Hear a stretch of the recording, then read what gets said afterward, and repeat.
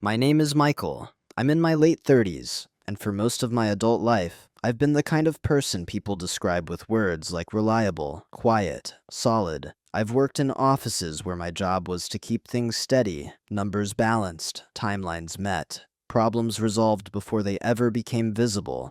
I wasn't the loudest voice in the room, and I was never trying to be. I believed, maybe naively, that consistency spoke for itself. Most people didn't really see me. They saw the output, the calm emails, the clean reports, the fact that things didn't fall apart when I was around.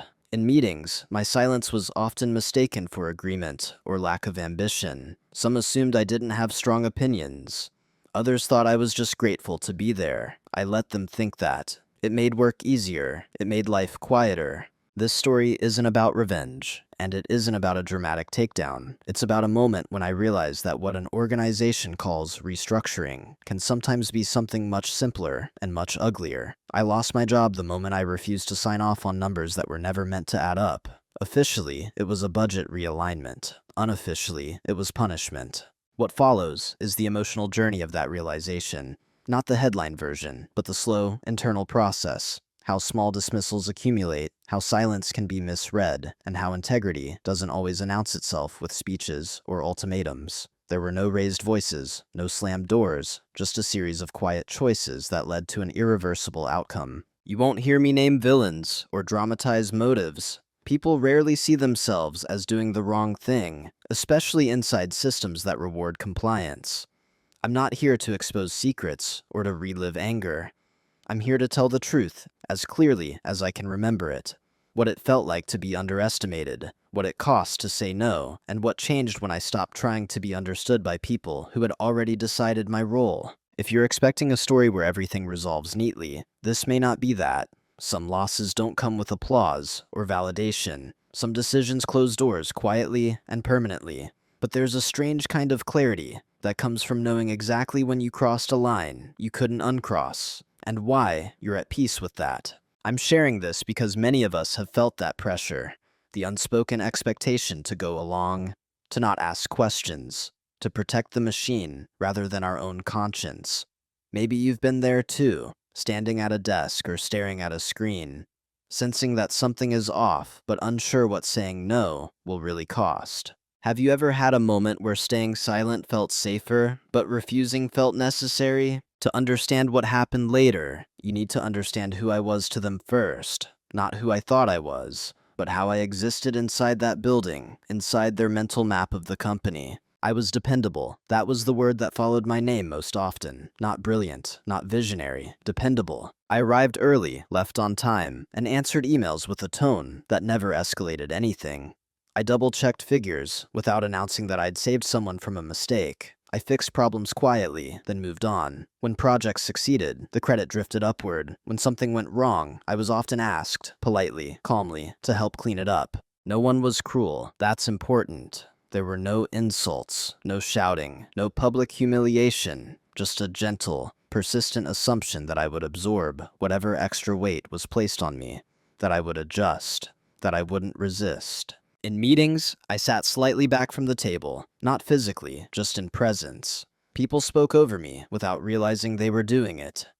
When I did speak, it was usually to clarify details, not to push agendas. My comments were noted, rarely debated. Sometimes they were implemented later without my name attached. I noticed. I didn't react. I told myself this was professionalism, that ego had no place in serious work, that visibility was overrated. Deep down, I believed that if I just kept doing solid work, it would eventually be impossible to ignore. What I didn't realize then was that invisibility, once accepted, becomes an expectation. To them, I was the safe pair of hands, the one you loop in when something needs to be sanity checked, the one you trust with sensitive files because you know nothing will leak, not even discomfort. I wasn't part of the inner circle, but I was close enough to make things function. They didn't underestimate my intelligence. They underestimated my boundaries. There's a difference. I wasn't invited into the after-work conversations where decisions were pre-softened. I wasn't asked how I felt about the direction of things. I was informed, briefed, assigned, and because I executed well, the assignments kept coming. At some point, a version of me solidified in their minds. Michael, the quiet one, The numbers guy who doesn't make waves. The professional who understands how things work. That version of me was useful, and once someone is useful in a specific way, the system begins to protect that usefulness, not the person. I didn't push back when tasks crept outside my role. I didn't correct people when my title was misrepresented in meetings. I didn't complain when my calendar filled with responsibilities that carried risk but no authority. Each time, I told myself it was temporary. Each time, it became normal. Looking back, there were moments I could have recalibrated how I was seen. Small opportunities to assert presence, to say, "That's not my responsibility," or "That decision needs to be documented." But at the time, those moments felt petty. I didn't want to be difficult. I didn't want to be political. So I became predictable. And predictability in organizations is currency, but it's also a cage. They trusted me with numbers because they believed numbers didn't scare me. They trusted my discretion because they believed I wouldn't challenge context. I was the person you could hand a spreadsheet to and expect it back clean, compliant, unquestioned. That's who I was to them. Not a threat, not a leader, not a problem. Just someone who would make the uncomfortable parts quieter. What I didn't know yet was that this version of me, the invisible, reliable one, was exactly the version they would rely on when the line between adjustment and dishonesty started to blur. And by then, they assumed I wouldn't say no. The first time it happened, it was so minor that I almost missed it. It came in the form of a casual request. An email sent late in the afternoon, phrased politely, almost apologetically. A budget review, a quick adjustment, nothing unusual on the surface. I'd handled dozens like it before. The numbers didn't quite align with the supporting documents. Not drastically, just enough to make me pause. I flagged it in my usual way, a comment in the margin, a short note asking for clarification. No accusation, no assumption, just a question. The reply came back fast, too fast. "Those figures are correct for reporting purposes. Go ahead and update your sheet." That phrase, "for reporting purposes," lingered longer than it should have. It wasn't technically wrong, it was also intentionally vague. I remember staring at the screen, rereading the sentence, trying to decide if I was being overly cautious. Everyone else would have moved on. I adjusted the numbers, but I left my original note intact. A small act of self-protection. At the time, I told myself it was just good documentation, nothing more. At the next meeting, the revised figures were presented as final. No discussion, no mention of the discrepancy. The room nodded along, comfortable, relieved. I watched faces instead of slides, looking for any sign that someone else had noticed. No one did, or if they did, they didn't care. That was the first cut. It didn't hurt. It didn't even bleed. But something had shifted, quietly, internally. A thin line had been crossed without ceremony or resistance. After the meeting, a colleague leaned over and said, "Thanks for turning that around so fast. It was meant as praise." I smiled and said nothing. That night, I replayed the exchange in my head, not with anger, but with curiosity. I wondered if this was an anomaly or a test. If someone was checking how much friction a small ethical nudge would create. The next week, a similar request came in. Slightly different numbers, same tone, same expectation of speed and silence. This time, I asked my question verbally, one-on-one. The response was a soft laugh. "You're overthinking it, Michael. This is how it's done." No malice, no threat, just normalization. That was the second cut. I noticed how quickly the room moved past my hesitation. How smoothly the process continued once I stopped speaking. It was efficient, clean, almost elegant in its indifference. I started to understand something important. These weren't mistakes. They were habits. And habits don't defend themselves. They rely on momentum. I didn't confront anyone. I didn't escalate. I told myself it wasn't my role to challenge established practices. That there were layers above me responsible for oversight. That my job was execution, not governance. Still, I began to keep copies, screenshots, version histories. Not because I planned to use them, but because I wanted to know, later, that I hadn't imagined this. The cuts stayed small, manageable, easy to rationalize. And because they were small, everyone else ignored them. Everyone, except me. After the first few incidents, nothing dramatic followed. No alarms, no warnings. In fact, things seemed to smooth out. That's how normalization works. It doesn't announce itself. It just settles in. The requests kept coming, spaced just far enough apart to feel unrelated. Each one carried the same undertone. This is already decided. My role was to adjust, not to question. And when I did question, gently, professionally, the responses were always calm, always reasonable on the surface. Let's not get bogged down in details. This has already been cleared. We need to stay aligned. Aligned with what exactly was never specified. I started to notice how language was used, not to explain, but to soften. Words like temporary, cosmetic, internal only. Each phrase acted like a buffer, creating distance between the numbers on the page and the reality they represented. In meetings, my contribution shifted. When I raised concerns, they were acknowledged with nods, then quietly sidelined. When I stayed silent, things moved faster. Efficiency rewarded compliance. Friction was treated as immaturity. I adapted. I told myself I was choosing my battles, that this wasn't the hill to die on, that maintaining trust was more valuable than nitpicking line items. After all, no one was asking me to invent data just to reframe it. That distinction mattered to me. It allowed me to sleep at night. But something else was happening at the same time. The way people interacted with me began to change. Not overtly, just subtly. My questions were met with shorter answers. My calendar invitations became more transactional. I was included when work needed doing, excluded when decisions were made. The message was clear, without ever being spoken. Don't slow us down. I noticed how others behaved. Some were openly enthusiastic, leaning into the process with confidence. Others mirrored my silence, eyes down, hands moving quickly. No one challenged the structure itself. Why would they? It worked. It rewarded those who didn't look too closely. There was a moment, small, almost forgettable, when a manager said, "We rely on you because you're not political." It was meant as a compliment. I heard something else. "You won't cause trouble." That's when I realized the disrespect wasn't about rudeness or dismissal. It was about assumption. The assumption that my integrity was flexible, that my professionalism meant compliance, that my silence meant consent. And I had helped create that assumption by staying quiet for so long. I didn't blame anyone. Systems don't need villains. They just need enough people willing to look away.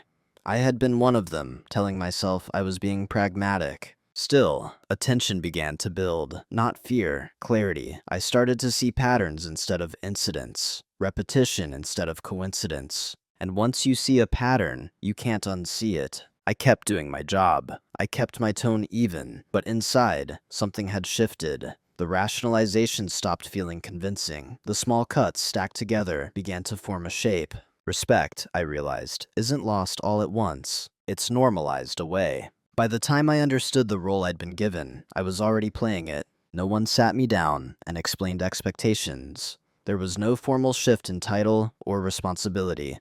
The role emerged, organically, shaped by repetition and reward. I was the one who handled sensitive adjustments without fuss, the one who didn't escalate, the one who could be trusted to make it work. Reliable, useful, invisible. That triad defined my position more clearly than any job description ever had. When something complicated landed on my desk, it was framed as confidence in my ability. You're detail-oriented. You get the bigger picture. Those phrases felt affirming until I noticed they only appeared when accountability needed somewhere to land. I was looped into projects late, after decisions were already locked. Asked to finalize numbers I hadn't approved. Expected to sign off on timelines I hadn't shaped. My input was welcome, so long as it didn't alter direction. At first, I tried to adjust the role from the inside. I asked for clearer documentation, suggested review checkpoints, proposed small process changes that would distribute responsibility more evenly. They agreed enthusiastically. Then nothing changed. The structure remained the same. The flow of information stayed one-directional. My suggestions were acknowledged, then quietly set aside in favor of how we've always done it. That's when it became clear. My role wasn't to improve the system. It was to absorb its risk. I was the buffer between decision-makers and consequences. The person whose name would appear on the final document, the one whose professionalism would smooth over inconsistencies. And because I never raised my voice, because I never forced confrontation, it was easy to assume I was comfortable there. I wasn't. But discomfort alone doesn't change anything, especially when it's internal. I watched how others navigated the same space. Those who challenged openly were labeled difficult. Those who questioned too precisely were sidelined. Those who complied were rewarded with access, not necessarily security. I was given something different, trust without power. That combination is dangerous. I started to understand why I had been kept at a certain distance from leadership conversations. Not because I lacked insight, but because my presence complicated things. I asked questions that required answers. I noticed gaps that needed explaining, so I was assigned a quieter lane, one where my competence could be used without inviting scrutiny. It wasn't personal, it was structural, and that made it harder to fight. Still, there was a growing awareness inside me. Roles, once assigned, don't loosen on their own. They have to be refused. At the time, I didn't know how to refuse without becoming the problem. I had spent years building a reputation around calm reliability. Stepping outside of that felt like a risk, not just professionally, but internally. Who was I if I wasn't the steady one? So I stayed in the role a little longer. I observed. I listened. I learned where the boundaries really were. Because before you can leave a role, you have to understand exactly how it's meant to contain you. The shift didn't happen during a confrontation. There was no argument, no raised voice, no dramatic line in the sand. It happened on a Tuesday morning, alone, in front of my screen. I had been asked to review a consolidated budget file, one of those documents that looks ordinary until you understand how many hands have touched it. Multiple tabs, linked formulas, notes stripped out for cleanliness. It was already labeled final when it reached me. That alone was telling. As I worked through it, something felt off in a way I couldn't immediately articulate. The totals matched. The percentages behaved, but the internal logic, the story the numbers were telling, was wrong. Not chaotic, not sloppy, carefully wrong. I slowed down. I rebuilt a section from scratch in a separate file, using the raw inputs I still had access to. The result was clear. Certain expenses had been shifted just enough to meet a target that had been communicated months earlier. Nothing illegal on its face, but the intent was unmistakable. This wasn't optimization, it was misrepresentation. I leaned back in my chair and stared at the ceiling, not in panic, in recognition. This was the moment everything else had been preparing me for. For the first time, I didn't ask, "Is this a mistake?" I asked, "What am I being positioned to approve?" And more importantly, why me? The answer came quietly. Because I was trusted to be careful, but not disruptive. Because my name on the document would signal legitimacy without inviting questions. Because I had already proven I wouldn't make things loud. I realized then that my silence up to that point hadn't just been tolerated, it had been interpreted as consent. That was the internal shift. Not anger, not fear, clarity. I didn't confront anyone. I didn't fire off emails. I didn't document the discovery right away. I simply closed the file and sat there longer than necessary, letting the realization settle. This wasn't about a single budget. It was about a pattern that now had a direction, and I was standing directly in it. For the rest of the day, I behaved exactly the same as always. I attended meetings. I responded to messages. I kept my tone neutral. No one noticed anything different. But internally, I had stopped negotiating with myself. I understood something I hadn't allowed myself to understand before. There was no version of this role where I stayed comfortable and stayed clean. The line wasn't approaching. I was already standing on it. That night, I didn't vent to anyone. I didn't seek reassurance. I went for a long walk and replayed the facts. Not the emotions, just the sequence. How I had arrived here. What would be required to step away. By the time I got home, the decision hadn't been made yet, but the illusion had dissolved. Silence was no longer default behavior. It was about to become a choice. After that Tuesday, nothing on the surface changed. That was the strange part. No alarms went off. No one followed up urgently. The same meetings appeared on my calendar. The same casual tone carried through emails. If anything, the rhythm of work felt almost comforting in its predictability. But my silence had changed its meaning. Before, I stayed quiet because it felt easier, because it preserved harmony, because it allowed me to believe I was being professional. Now, every moment of silence was deliberate, measured, chosen. I began to listen differently. Not just to what was said, but to what was avoided. When people referenced alignment, I noted what they didn't define. When documents were labeled final, I checked how many versions existed before that word appeared. When someone reassured the room that legal has seen this, I noticed how carefully no one named who in legal. They mistook my quiet for continuity. I was no longer participating unconsciously, I was observing. I responded promptly, but minimally. I asked fewer questions out loud, and more questions on my own time. I stopped offering suggestions that would be ignored. I stopped trying to be helpful in ways that made me responsible for outcomes I didn't control. That shift was invisible to them, and that was the point. People are very good at detecting resistance when it looks like conflict. They're much worse at noticing when someone simply stops giving more than required. I didn't slow work down. I didn't refuse tasks yet. I just followed instructions exactly as given, without filling in gaps or smoothing over inconsistencies. Where something was unclear, I asked for written confirmation instead of verbal reassurance. Just to confirm, can you put that in an email? The tone stayed polite. The effect was immediate. Some requests evaporated when asked to be documented. Others came back revised. A few were quietly reassigned. No one commented on it, but I could feel the shift in how people approached me, less casual, more careful. They thought I was being cautious. They didn't realize I was drawing boundaries. Internally, I was preparing for the moment when silence would no longer be enough, when a direct refusal would be required. But I wasn't there yet. I needed to understand the terrain fully before stepping into visibility. So I stayed quiet, with intent. I gathered information passively. I mapped decision flows. I learned who initiated certain changes and who merely relayed them. I paid attention to timing, when pressure appeared, when urgency was manufactured, when deadlines were used to limit scrutiny. All of this happened without confrontation. That's the thing about quiet dominance. It doesn't announce itself. It doesn't demand space. It simply stops yielding it. And the more I chose silence strategically, the more I understood how much power had been hiding in plain sight. Power that had nothing to do with authority and everything to do with clarity. They still believed I was the same Michael, the dependable one, the calm one, the invisible one. They didn't see that silence had stopped being a habit. It had become a line. What they never noticed was how much room their assumptions gave me. They assumed I was passive. That meant no one watched closely when I stopped volunteering. They assumed I was loyal to the process. That meant no one questioned why I wanted clarity instead of speed. They assumed I wasn't ambitious. That meant no one imagined I was thinking long-term. Invisibility has its advantages if you know how to use it. I didn't start preparing in the way people imagine. There was no master plan pinned to a wall, no secret folder labeled insurance. I simply began treating my work the way an investigator treats a case. Patiently, neutrally, without emotional attachment. I paid attention to version histories, to timestamps, to who sent what and when. I noticed how certain documents always arrived just before end-of-day deadlines.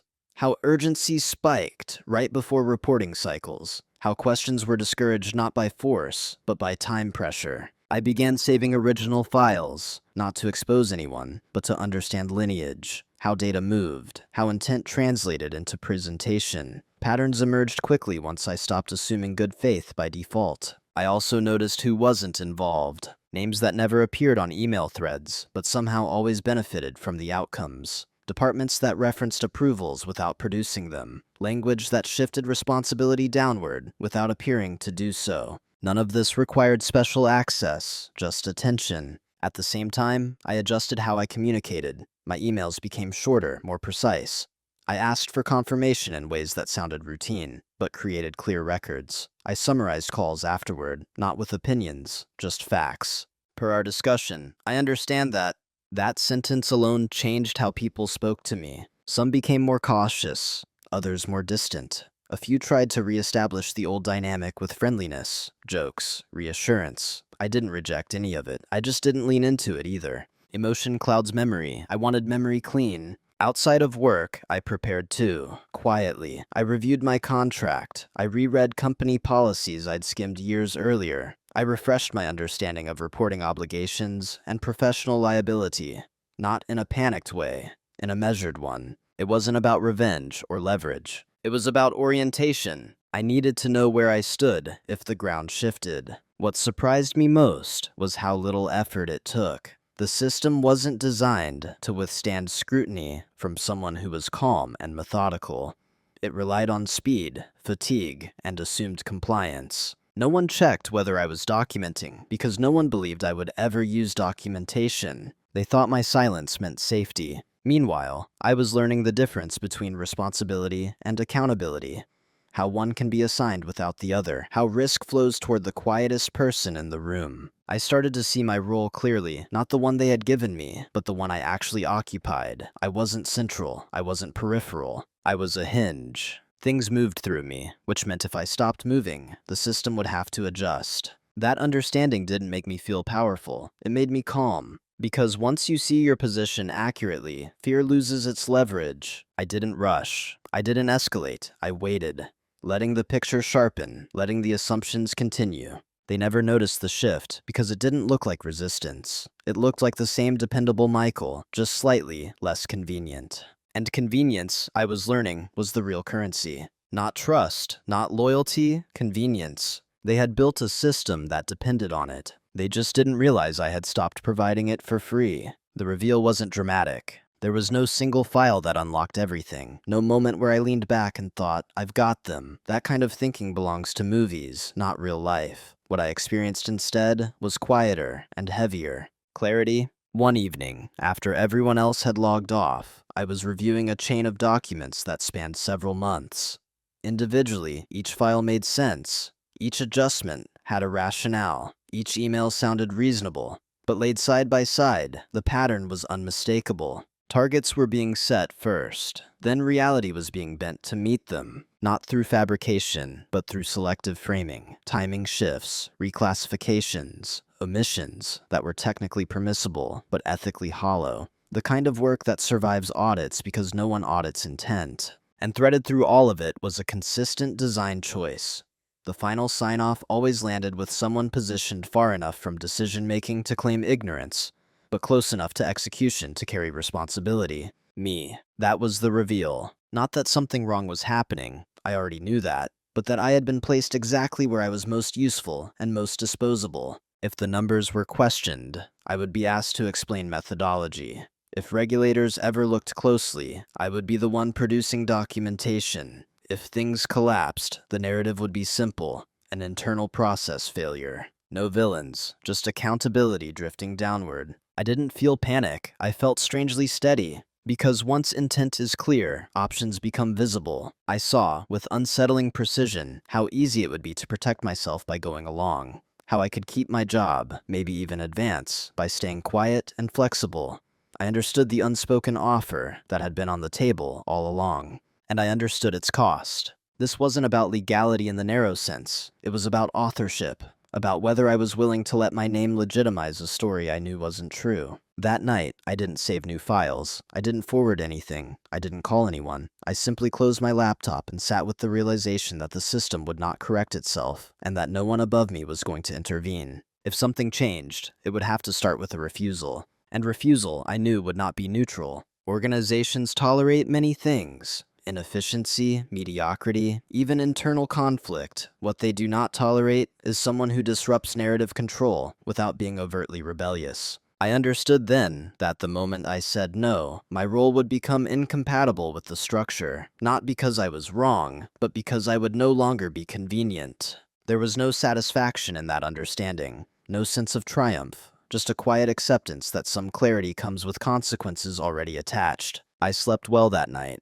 Not because I was confident, but because indecision had ended. The leverage wasn't information. The leverage was choice. The decision point wasn't a single moment, it was a narrowing. Over the next few days, the space between my options closed in quietly, like walls moving inward without making a sound. Every email I received, every calendar invite, every quick check request clarified what was expected of me next. They needed my sign-off. Not eventually, not hypothetically, soon. The document in question was positioned as routine, a consolidation, a formalization of work already aligned. I was told my role was procedural, just ensuring consistency before submission. That word again, procedural. I reviewed the file one final time, not to find new issues, but to confirm what I already knew. The structure was clean, the logic was defensible, the story it told was coherent. It was also false, not in the sense of invented numbers, but in the way omission can distort truth just as effectively as fabrication. Certain costs were deferred, certain risks were softened. The result met the target, but only because reality had been edited. I imagined what would happen if I signed. Nothing dramatic, no immediate fallout, just continuity. I would remain employed, trusted, useful. My name would appear where it always had, and the system would move on, reinforced by the fact that it had passed through me without resistance. I also imagined what would happen if I didn't. That outcome was clearer than I expected. There would be confusion first, polite pushback, reframing. Someone would suggest I was misunderstanding scope. Another would imply timing pressure. Eventually, the tone would shift, not to anger, but to concern. Is Michael still a good fit? Refusal would introduce friction where none was tolerated. It would force decisions upward. It would break the illusion that compliance was universal. And it would mark me. I weighed alternatives carefully. Could I escalate quietly? Ask for additional review? Request a formal disclaimer? Each option delayed the decision, but didn't change its nature. At some point, I would either authorize the narrative, or I wouldn't. I wasn't choosing between action and inaction. I was choosing between authorship and exit. That was the irreversible part. I thought about my career, about reputation, about how easily stories are rewritten when someone leaves under ambiguous circumstances. I thought about the mortgage, the routines, the comfort of predictability. Then I thought about the email, years from now, that might resurface with my name attached to a decision I knew better than to make. The choice became simple, not easy, but simple. I drafted a response that was precise and unemotional. No accusations, no ultimatums, just a statement of fact and boundary. I would not sign off on the document as presented. The numbers, in my professional judgment, did not accurately reflect underlying conditions. I was open to further clarification or revision. That was it. I read it 3 times, removed any trace of frustration, added nothing that could be interpreted as moralizing. It was calm, professional, unyielding. When I hit send, I didn't feel brave. I felt finished, not with the company, but with the internal negotiation that had been draining me for months. The outcome, whatever it would be, was now out of my hands, and strangely, that brought relief. After I sent that email, nothing happened, at least nothing visible. No immediate response, no meeting invite, no escalation. The quiet that followed wasn't peaceful, it was evaluative. I had interrupted a flow, and systems don't react instantly when that happens. They observe first. They assess where resistance came from, how firm it is, and whether it can be redirected without cost. So I continued working. That part is important. I didn't withdraw. I didn't disengage. I didn't act wounded or defiant. I showed up the next day and did exactly what my role required. No more, no less. My tone stayed neutral. My output stayed clean. I didn't mention the refusal unless someone asked directly. Silence at this stage wasn't avoidance. It was positioning. I knew that once a refusal is on record, everything after it is interpreted through that lens. Over-explaining would look defensive. Emotional language would look unstable. Silence, paired with consistency, would force others to reveal their next move without giving them anything new to work with. They began testing the perimeter. A follow-up email arrived, carefully worded, reframing the issue as a misunderstanding. The numbers, they suggested, were directional. The document was internal. The intent was alignment, not representation. I responded briefly, in writing. I understood the intent. My position remained the same. I was happy to review revisions that reflected underlying data. Nothing confrontational, nothing personal. That exchange set a boundary they couldn't cross quietly. From that point on, things started happening around me instead of through me. Meetings I had always been invited to suddenly became optional. Some disappeared from my calendar altogether. Decisions were made faster, sometimes sloppier, without looping me in. Files arrived later than usual, already finalized, requiring minimal interaction. This wasn't punishment yet. It was bypass. Organizations don't immediately remove people who resist. First, they try to route around them, to reduce dependency, to see if the system still functions without their cooperation. I let them try. I stopped preemptively fixing issues. If something arrived incomplete, I noted it and returned it as such. If assumptions were embedded, I asked for confirmation rather than correcting them myself. I followed policy with a precision that made it impossible to accuse me of non-cooperation. This phase required restraint. It's tempting, when you know what's coming, to rush toward it, to provoke clarity, to force resolution. But speed benefits the system, not the individual. I needed the record to show continuity, professionalism, and good faith on my part. Meanwhile, I made quiet preparations outside the workflow. I documented timelines, nothing sensational, just factual sequencing. I noted when my role had changed without formal notice. I saved policy excerpts relevant to reporting standards and sign-off authority. I reviewed performance feedback from previous years, paying attention to how often words like trustworthy, consistent, and detail-oriented appeared, not to weaponize them, to anchor reality. I also started reducing exposure. I declined tasks that weren't explicitly mine, politely citing workload alignment. I asked managers to prioritize requests in writing rather than through hallway conversations. Each small shift made responsibility clearer and less diffuse. People began to feel the friction, even if they couldn't name it. Questions that had once been resolved quickly now took longer. Approvals stalled. Someone had to explain decisions that had previously slipped through on momentum alone. I wasn't blocking anything. I was just no longer absorbing ambiguity. That's when the language changed. Words like team player began to surface more frequently. So did flexibility and big picture. These weren't accusations, they were reminders, signals meant to guide me back into alignment without requiring confrontation. I acknowledged them without committing to anything. Yes, I understand the importance of collaboration. Agreed that timelines matter. Happy to support once the documentation reflects the discussion. Each response sounded cooperative. Each one preserved the boundary. Internally, I was calm in a way that surprised me. There was no adrenaline, no fear spiral, just a steady awareness that I had already crossed the most difficult threshold, the one inside myself. Once you stop trying to be liked by a system that depends on your silence, the rest becomes procedural. Days passed, then a week. Eventually, a meeting invite arrived, one-on-one, higher up the chain than usual. The subject line was neutral, check-in. I didn't speculate about its purpose. Speculation creates emotional noise. I simply accepted the invite and noted the time. Between then and the meeting, I continued exactly as I had been. No last-minute adjustments, no softening, no backtracking. That consistency mattered more than any argument I could have made, because by then, they weren't evaluating my work. They were evaluating the cost of keeping me, and that calculation happens in silence. What they didn't know, what they couldn't see, was that I had already accounted for the likely outcome, not emotionally, but practically. I had imagined the exit not as a failure, but as a structural response. If I stayed, it would be because the system adapted. If I left, it would be because it couldn't. Either way, my role as a quiet absorber was over. The real movement wasn't happening in meetings or emails. It was happening as a balance of power, slowly, invisibly, irreversibly. I didn't need to announce anything. I was already moving. The consequences didn't arrive with a bang. They seeped in. At first, it showed up as confusion, small, disorganized, almost innocent. People reached out, asking for clarification on things I had always handled implicitly.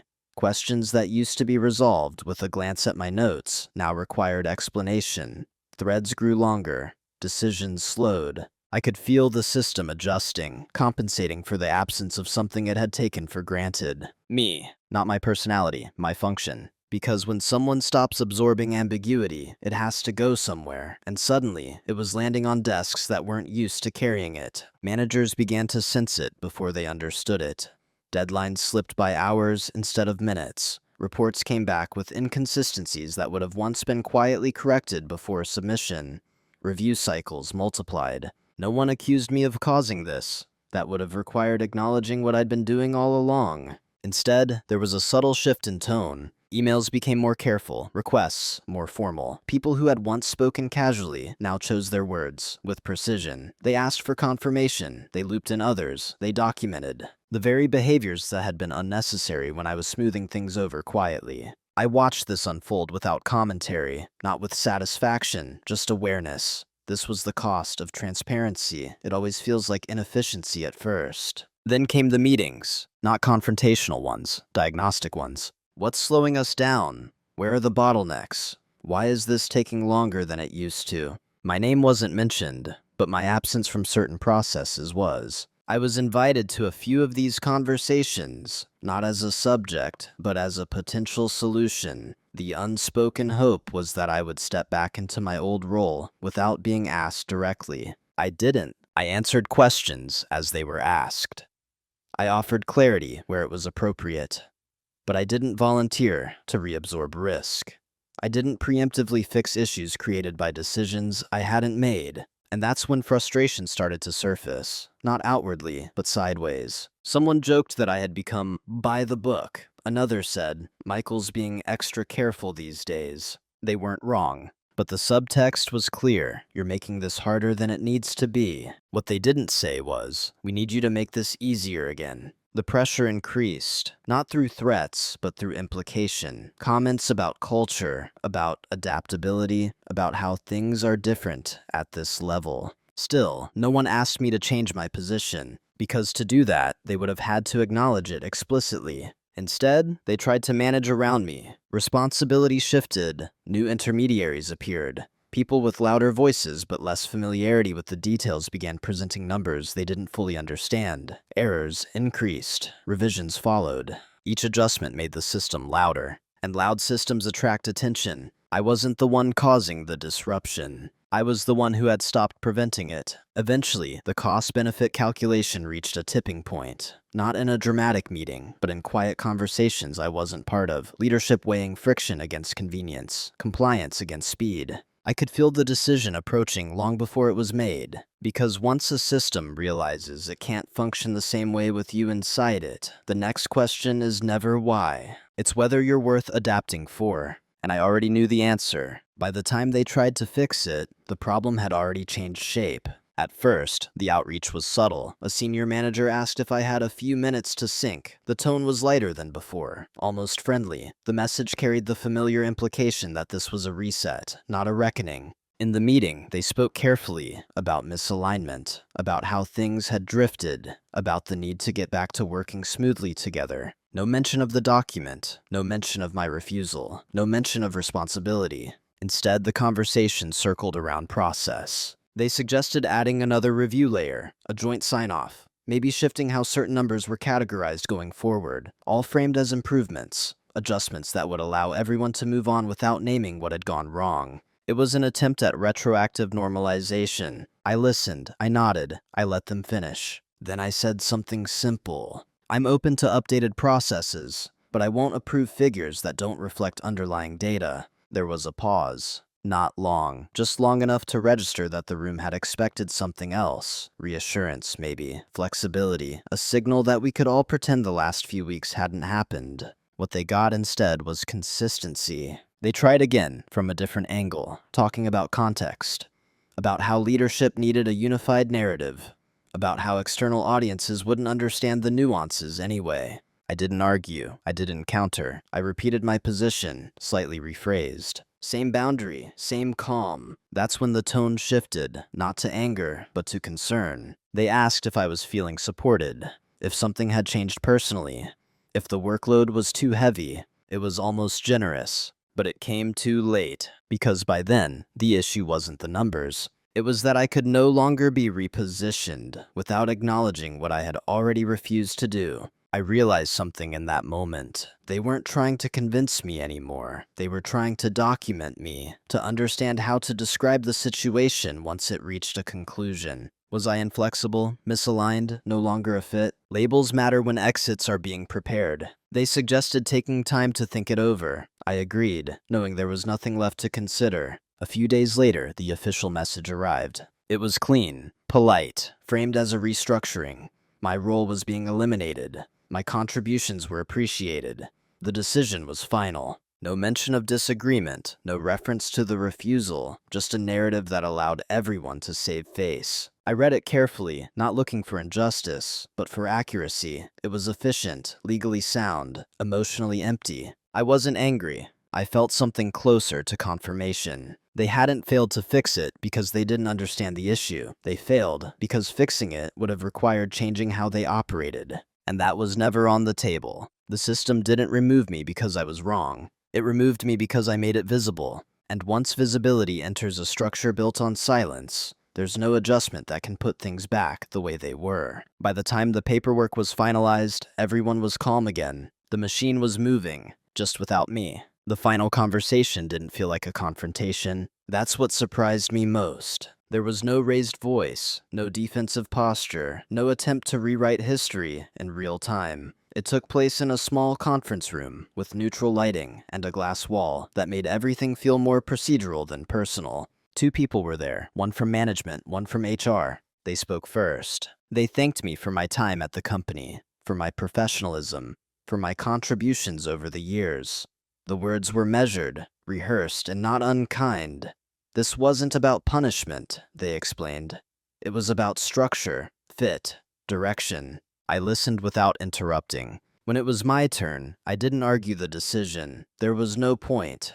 Decisions like this are made long before the meeting where they're announced. I asked a few practical questions instead, about timelines, about documentation, about how the transition would be communicated. Then briefly I spoke. I said I understood the need for alignment, that I took my responsibilities seriously, that I couldn't, in good conscience, approve information I didn't believe accurately reflected reality. I didn't accuse. I didn't justify. I didn't ask them to agree. I simply stated it as fact. There was another pause. Not an awkward one, just a recognition that something had been acknowledged without being debated.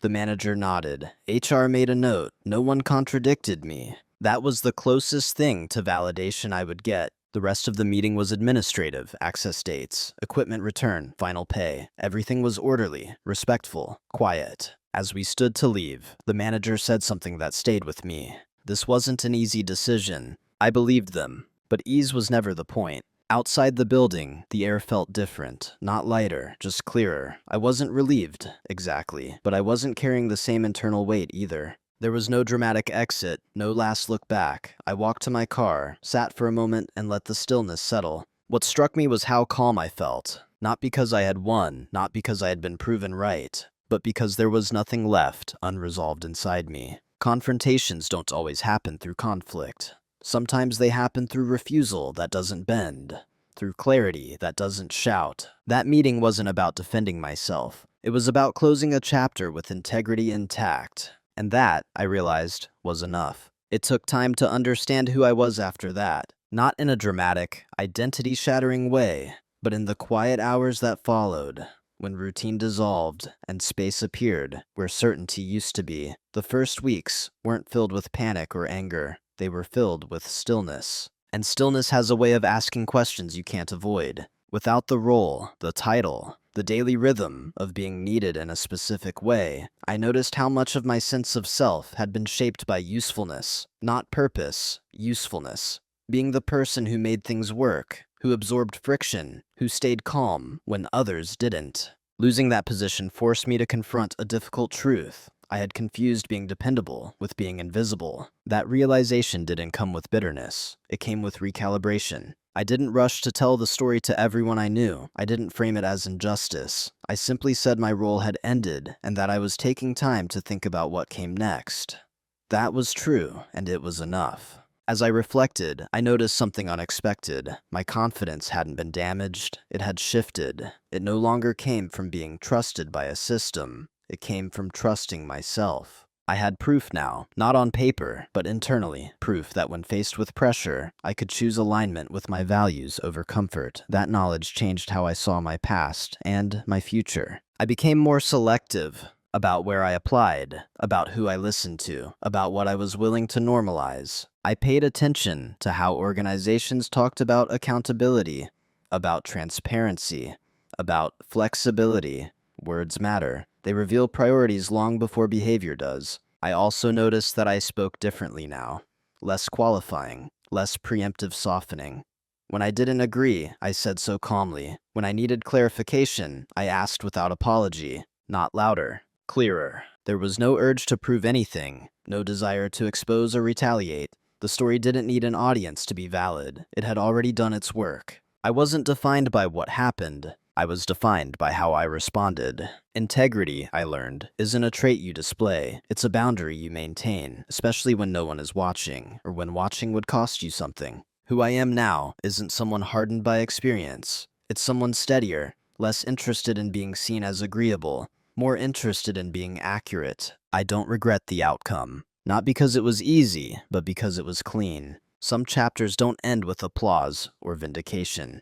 They end with quiet alignment between who you are and what you're willing to stand behind. And that kind of ending doesn't fade. It stays. When I look back on everything now, what stands out isn't the loss of the job. It's how ordinary the moment of choice really was. There was no spotlight, no audience, no guarantee that doing the right thing would lead anywhere better. Just a quiet decision made in front of a screen, knowing full well that it might close more doors than it opened. That's something we don't talk about enough. We often frame integrity as a virtue that pays off, eventually rewarded, eventually recognized. But sometimes, integrity doesn't bring reward. Sometimes it simply brings alignment, and alignment on its own has to be enough. I wasn't fired because I was incompetent. I wasn't fired because I was disruptive. I was removed because I refused to participate in a narrative that required my silence. And I've learned that systems built on quiet compliance will always treat refusal as a threat, even when it's calm, even when it's professional, even when it's justified.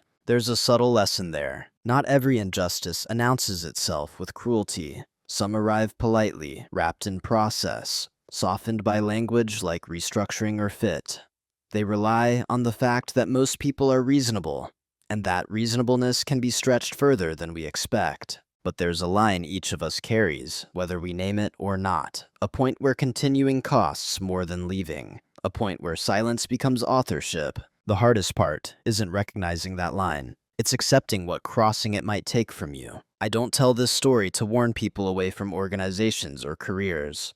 Work can be meaningful. Systems can be ethical. But I do tell it to remind you that no role is worth erasing your internal clarity. You don't need to be loud to be firm. You don't need to be angry to refuse. And you don't need validation to know when you've acted in good faith. Sometimes the most powerful thing you can do is simply stop making things easier for something you no longer believe in. That kind of choice rarely looks heroic from the outside, but it changes you permanently on the inside. And once that change happens, you don't really go back. If you've ever found yourself in a position where going along felt safer than saying no, where the cost of refusal felt abstract, but the cost of silence felt heavy, I'm curious, where is the line you know you wouldn't cross, even if it cost you something? I'd like to hear how you think about that.